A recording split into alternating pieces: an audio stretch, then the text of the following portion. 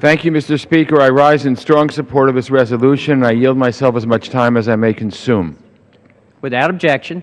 First of all, I want to again thank our Chairman Emeritus of the Foreign Affairs Committee, my dear friend from Florida, Eliot Ross-Leighton, who is very eloquent. I want to stand by every word she uttered. I agree with her 100%. I want to also thank our Chairman, Ed Royce, who also has been steadfast in fighting for the freedom of the people of Ukraine, and it's been a pleasure to work with him on a bipartisan basis. This is a bipartisan issue.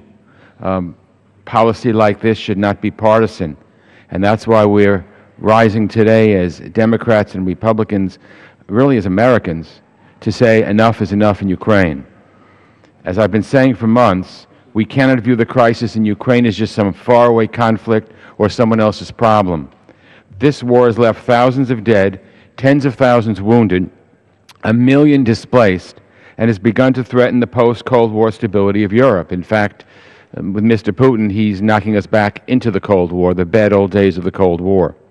The battle is being waged in the haze of a massive Kremlin-backed propaganda campaign aimed at eroding confidence in the West and democratic institutions, the same propaganda permeating allied countries on the Russian frontier that we are treaty-bound to defend.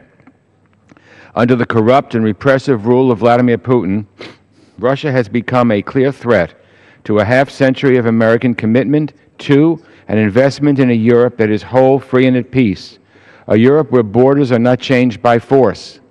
What Putin is doing is he's changing borders by force on the continent of Europe for the first time since World War II.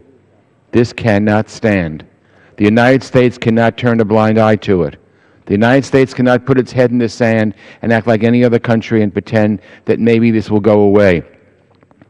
In 1938, another dictator named Adolf Hitler invaded Czechoslovakia and said he was going into the Sudetenland to protect ethnic Germans. Mr. Putin said the same thing about Crimea. He was going into Crimea to prevent the hurt of ethnic Russians. Same nonsense. Hitler got away with it in 1938, and there were people who said, well, you know, if we just give him the Sudetenland, he'll be happy, he'll be content, he'll leave us alone, his aggression will stop. Same people are saying, to some people today are saying the same thing. Just give Putin Crimea. Just give Putin a little bit of the eastern part of Ukraine, and he'll be happy, he'll go away, he won't threaten anything else. You don't satiate a bully by giving him what he wants early on, because it only whets his appetite for worse things to come. And at the point later on, when you have to go at the bully, it'll be much, much harder to defeat him, to stop him, than it was if you had simply stood up to him when he started his aggression. This is what's happening now in Ukraine. This war poses the greatest threat to European security since World War II. And we shouldn't take it lightly, and we shouldn't be idle, and we shouldn't sit back, and we shouldn't let other countries tell us what to do.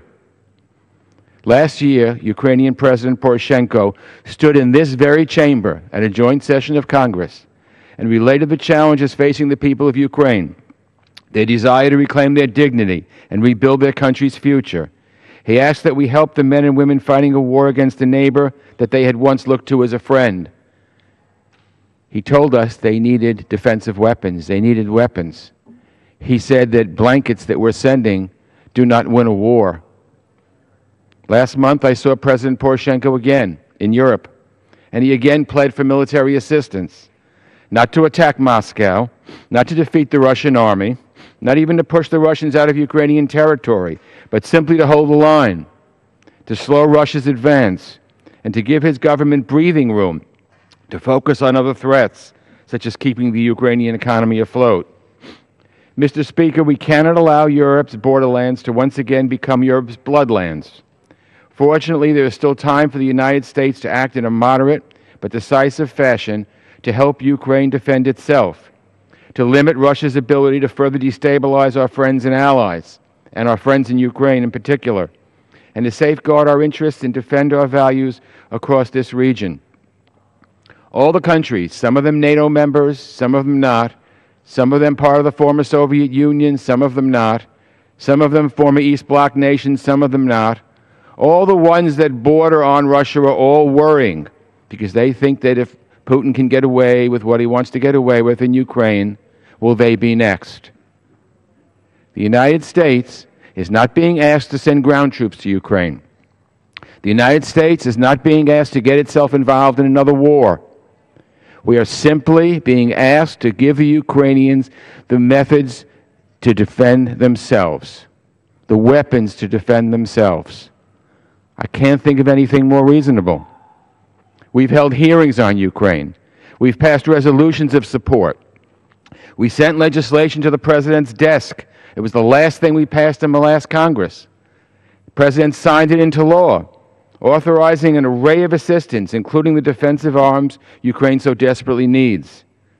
And here we are again to renew this call, to remind the people of Ukraine that they're not alone, and to send an unambiguous message to the administration, to the President, and to our allies in Europe. The time has come to do more. We must meet this threat together because we all have a stake in how this ends. Thank you, Mr. Speaker. I thank Ms. Ross-Leighton and Chairman Royce, and I reserve the balance of my time. Gentleman reserves.